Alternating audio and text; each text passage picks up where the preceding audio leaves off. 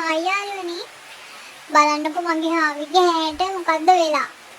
එයාලට අර ඇස්ලෙඩ එනවනේ. එහෙම එකක් වෙලා.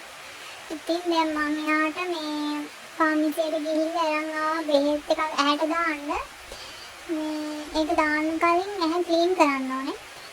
ඒක ක්ලීන් කරන්න ඉස්සරහ අපි කරන්නේ මේ මද රස්නේ වතුර අරගෙන පොඩි අර කොටන් කෑල්ලකින් මේ හොඳට ඇහැ ක්ලීන් කරන්න ඕනේ.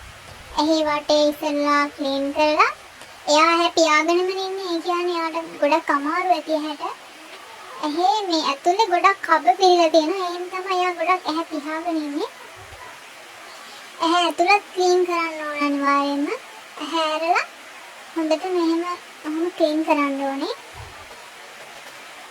පවුඩර් දෙනවා ඇති.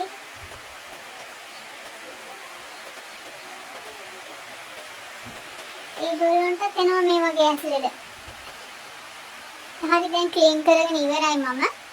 දැන් තියෙන්නේ මං ගෙනාවු අර බෙහෙත් එක. මේ තියෙන්නේ බෙහෙත් එක. ඒක දැන් ඇප්ලයි කරන්න තියෙන්නේ මේකට. ඒක දාන්න තියෙන්නේ මේ බින්දුවයි. එක බින්දුවක් තමයි දාන්න ඕනේ. වේල් 3ක් දාන්න ඕනේ. උදේ, දවල්, හවස දාන්න ඕනේ. එයාට මම දවස් 2යි දැම්මේ හොඳ වුණා. මේනි දැන් දාලා දැන් යාගේ ඇහැ හොඳ වෙලා දැන්. දැන් හොඳට ඉන්නවා වෙනද වගේ කාලා හොඳට ඉන්නවා. අපි ආයෙත් වීඩියෝ එකකින් එන්නම්.